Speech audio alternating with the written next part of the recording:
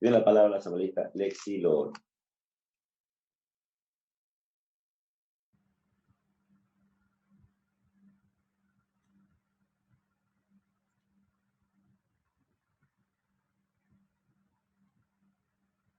Gracias, presidente.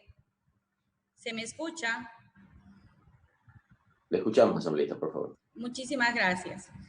Bueno, un saludo, presidente y compañeros legisladores, ciudadanos y ciudadanas que nos ven y nos escuchan por los medios digitales.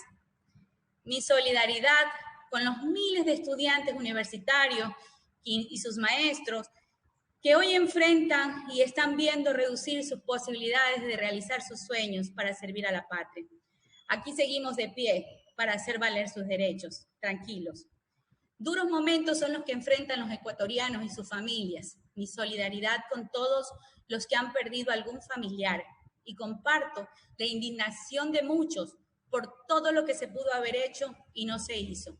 Estamos en crisis sanitaria, es cierto, pero ya estábamos en una curva de crisis económica que no la podían parar, que inútilmente el oficialismo la sigue llamando heredada, pues las cifras de informe del propio gobierno y de hasta organismos internacionales indicaban que existió una recuperación económica en el año 2017, eso no lo pueden ocultar, pero que se convirtió en decrecimiento en este periodo. Intentar evadir las responsabilidades después de tener el manejo absoluto de la política económica por 3 años ya es absurdo y hasta infantil. Según las cifras del Plan Anual de Inversión en el sector salud del Ecuador, la inversión en salud en el año 2017 fue de 306 millones de dólares. En el 2018 bajó un poco más a 201 millones de dólares y en el 2019 bajó aún más hasta 130 millones de dólares. Está a la vista que el sistema de salud en los últimos 3 años no fue fortalecido, más bien fue debilitado. La situación actual de muertes, escasez de pruebas, fallas en la atención, quejas del personal hospitalario, es muestra de la improvisación de un gobierno, de la falta de liderazgo que ha tenido, hasta de la desidia y la crueldad con la que han tratado al pueblo ecuatoriano. Porque se priorizó el pago de una deuda en una situación en que nosotros necesitábamos recursos. Y hasta su ex ministra de Salud les hace gravísimas declaraciones y renuncia a su cargo, diciendo que jamás se le asignaron los recursos adicionales oportunos para la emergencia. Sencillamente nos han estado mintiendo. Y así como nos ocultaron las cifras reales de contagiados y fallecidos. Y así llegamos a esta crisis agudizada, de alto riesgo, momento oportuno para que el gobierno que busca que por emergencia se le aprueben y se apliquen sus proyectos de leyes económicos bajo la receta y el lineamiento del Fondo Monetario Internacional lo aproveche, como así lo dijo el ministro Martínez en este pleno. Ante las leyes urgentes del Ejecutivo, que han sido verdaderos paquetazos, nuestra bancada ha enviado algunas propuestas más equitativas para que sean los que más tienen, los que más arrimen el hombro. Entre esos, los bancos, que han tenido extraordinarias ganancias en los últimos 3 años. Ahora ellos deberán apoyar más allá de los discursos a este pueblo de comerciantes, maestros, agricultores, pescadores, ganaderos y demás miembros de una sociedad que hoy les pide ayuda para salir de esta crisis. Pero seguramente por mantener los acuerdos con sus amigos, los banqueros, los que sí votaron, dice por él, están dispuestos a sacrificar a los más débiles, que somos el pueblo, que lamentablemente votamos por él. Sobre el tan mencionado artículo 5, que de paso han satanizado en redes diciéndole a la gente que deberán pagar por sus casas e inmuebles, una nueva mentira. Debemos aclarar y defender la propuesta de nuestro asambleísta Juan Cristóbal Lloret.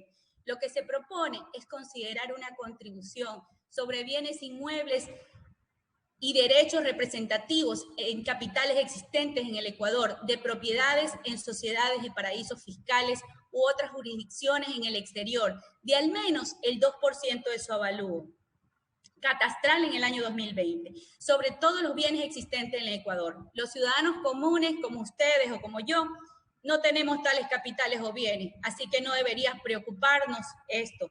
A los que han sacado su dinero al exterior y los tienen en paraísos fiscales, a ellos sí, por eso vemos quienes los defienden. La ley que nos llega desde el Ejecutivo, una vez más, venía con una fuerte carga de recaudatoria para la clase media y baja. Y aquí en la Asamblea estamos tratando de humanizarla. Hay que decirle la verdad a la gente. Esta propone que el empleador llegue a acuerdos con el trabajador, pero para desmejorar su situación laboral. La propuesta del gobierno debilita los derechos de los trabajadores, es regresiva y por lo tanto inconstitucional. El Estado y la ley deben defender siempre la estabilidad laboral, pues la disminución de la capacidad adquisitiva afectará al comercio y esto abonará a un círculo vicioso de recesión. Deberíamos saberlo. Consideramos que en el año 2020 el costo de la canasta básica se ubicó en $716, por lo que es recomendable que, como contrapropuesta nuestra, que la contribución voluntaria no la hagan personas que ganen menos de los $1.000 o $1.500 mensuales, y a partir de este monto que la contribución sea progresiva. Los aportes voluntarios de los negocios que no han tenido actividades comerciales deberían tener meses de gracia y empezar a pagar estos aportes en meses posteriores, en los que ya se vayan normalizando las actividades económicas. Los arriendos de los locales comerciales que sean contemplados también en esta ley, que no pueden hacer estos pagos ya que no han tenido actividades comerciales también.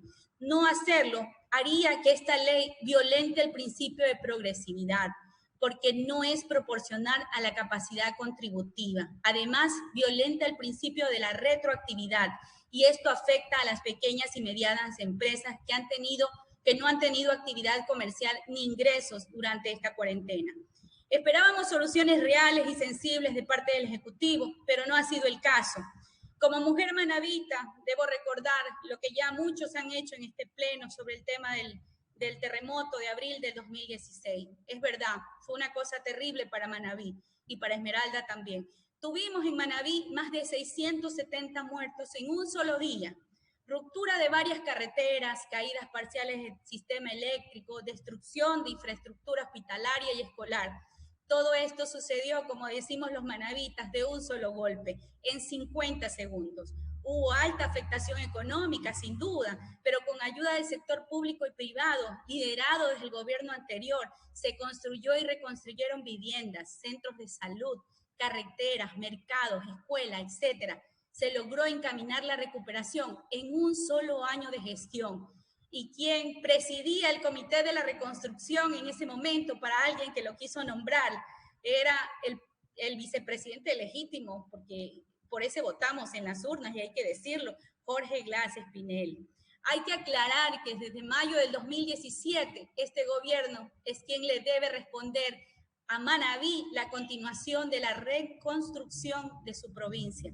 No el gobierno anterior, sino ustedes, señores. Y eso se olvida y la gente no lo dice. Manabí, que es la segunda provincia en cantidad de contagiados hasta el viernes 24 de abril, con 1.869 contagiados, y es la segunda en cantidad de fallecimientos, con 125 muertes hasta este domingo de mayo. La situación es muy alarmante y estas cifras oficiales son una parte de la realidad, como lo dijo el vocero del gobierno, y sin cifras reales, cómo se están tomando las decisiones. En el año 2017 teníamos los proyectos de construcción de 3 hospitales en la provincia de Manabí. Bahía con 80 camas, Pedernales con 30 camas, Chone con 120 camas, y proyectos de fortalecimiento de los hospitales de Manta y Puerto Viejo que sumaban 700 camas en total. Todos contaban con estudios y hasta con financiamiento. La mayoría de estos no reembolsables, pero por falta de gestión de este gobierno no se hicieron. Ahora nos llega esta emergencia en el 2020 y ninguno de estos hospitales está terminado. ¿Cuánta falta nos hacen estas obras en el sistema de la salud de la provincia en este momento que vivimos? No tenemos cifras actualizadas del COE provincial y además existen incongruencias. Según datos del registro civil de hace una semana, indican que habrían unos 230 fallecidos probables por COVID entre Puerto Viejo, Manta y otros 4 cantones. Hospitales del IES ya se han dotado con contenedores refrigerados para cadáveres. Hospitales de Manta y Portoviejo han colapsado. Los médicos atienden sin insumos necesarios y hasta los cementerios podrían colapsar en la provincia de Manabí si no se toman cartas en el asunto. Hemos solicitado por escrito al ministro de Salud y al presidente que se atienda urgentemente a la provincia de Manabí y se asignen recursos suficientes, que se realicen las pruebas a todos los casos sospechosos y se envíen los insumos necesarios para el personal hospitalario. Además, he suscrito el pronunciamiento del Consejo Provincial de la provincia de Manabí que expresa el acuerdo de todos los GATS de la provincia ante la decisión de las autoridades nacionales de terminar la fase de aislamiento y apoyo la solicitud de información de la situación de la epidemia actualizada y la realización de todas las pruebas del COVID que sean necesarias. Si el gobierno y sus autoridades no actúan con urgencia, en Manabí se podría repetir lo que lamentablemente ha sucedido en la provincia del Guayas. Este proyecto de ley, mal llamado humanitaria del Ejecutivo, que plantea flexibilización laboral y además carga al pueblo de varios impuestos camuflados de contribuciones, debería responder solamente una interrogante importante para nosotros. ¿Por qué tiene que asumir el pueblo los errores del mal manejo económico del gobierno? En esta crisis el pueblo no soporta más que se le vuelva a meter la mano al bolsillo. Lo hemos dicho muchas veces. Siempre han existido alternativas viables y por eso hemos sido críticos, los únicos críticos en esta asambleísta, por favor. Gracias, presidente. De este gobierno durante estos 3 años ha sido la bancada de la Revolución Ciudadana, porque sabíamos que nos conducirían a este escenario de crisis, ahora agudizada por esta pandemia. Por decir la verdad, nos han llamado desestabilizadores. Varios de mis compañeros han sido puestos presos o perseguidos. Pero bueno, muy curioso, porque para presionar a la Asamblea, para aprobar su proyecto económico, está el presidente y varios de sus voceros quienes amenazaron con un escenario de muerte cruzada. Se equivocan si piensa que nos van a amedrentar. No nos eligieron para callar y no lo vamos a hacer. Este mes el Ministerio de Trabajo ha recibido 2.626 denuncias por separaciones fortuitas, 5.638 por despidos intempestivos. Y en el total, el Ministerio este mes registra 49.733 actas de fin de contrato. El trabajo está pagando las consecuencias de un sistema económico debilitado, por malas decisiones y maniatado por las condiciones del Fondo Monetario Internacional. La semana anterior salió una resolución ministerial donde intentaban dejar en indefensión al trabajador, declarando el contagio del coronavirus en sitio de trabajo no considerado como accidente laboral o enfermedad ocupacional. Y paralelo a esto, celebramos ya el Día Internacional del Trabajo y del Trabajador. Seguramente muchos enviaron grandes frases de abrazo a la clase trabajadora, mientras aquí se permite el atropello a sus derechos. Y salieron en defensa también de los grandes capitales, como ya hemos visto. El pueblo hoy nos observa y en su sabiduría sabrá juzgarnos. Gracias, presidente y compañeros asambleístas.